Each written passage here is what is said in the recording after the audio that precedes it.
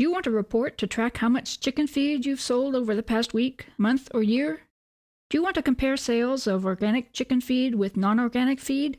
Well, QuickBooks provides all kinds of reports to help you track and compare whatever you want in your business. There are so many reports to choose from, it's almost overwhelming.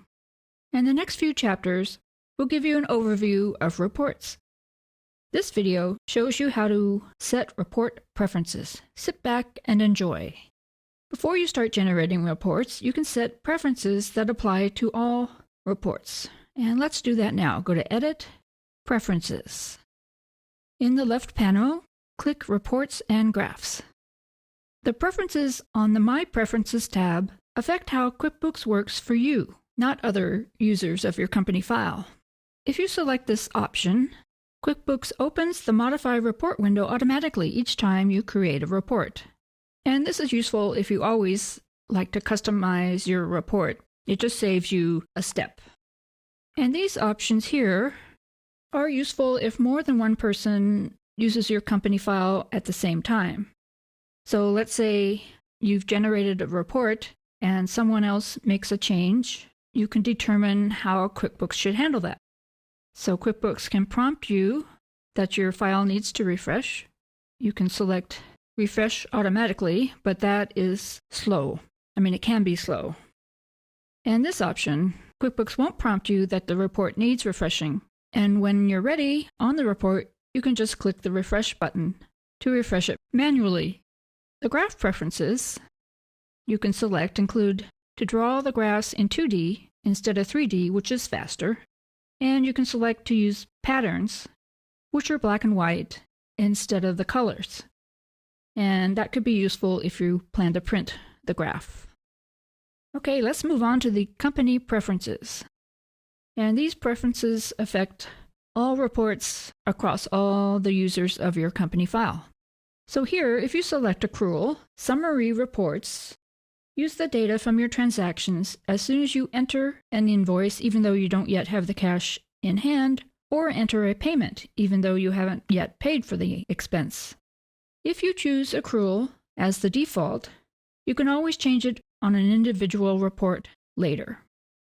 If you choose Cash, Summary Reports use the data from your transactions as soon as you receive money from customer payments or make an actual payment for your expenses. For example, a cash basis report wouldn't show outstanding invoices as income or unpaid bills as expenses. And like Accrual, if you choose Cash as the preference, you can always change it on an individual report later. For these options, choose how you want accounts to be displayed in your reports. By the name of the account, by the description you entered when you created the account, or by both name and description. Let's move on to aging. Choose this option to have QuickBooks start the aging count, which is how many days an item is overdue, from the due date that appears on an invoice statement or bill. Choose this option to have QuickBooks start the aging count from the date you created the invoice or statement or received a bill. So in the Statement of Cash Flow reports, QuickBooks automatically uses certain accounts when generating the Statement of Cash Flow. To change the accounts, talk to your accountant first and then click Classify Cash. And then you can select the accounts to use. Okay, I'm going to cancel this and move on to this item. Here you choose how you want items to be displayed in your reports. By the name of the item, by the description you entered when you created the item, or by both name and description.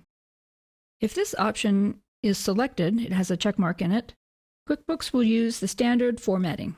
If you want to customize it, remove the check mark and click Format. So I won't go through each one of these, just show you what you can change. And you can change the fonts used and how to show numbers. Okay, let's click Cancel. And one last option. You would select Collapse Transactions if you want multiple items in a transaction to appear as a single line.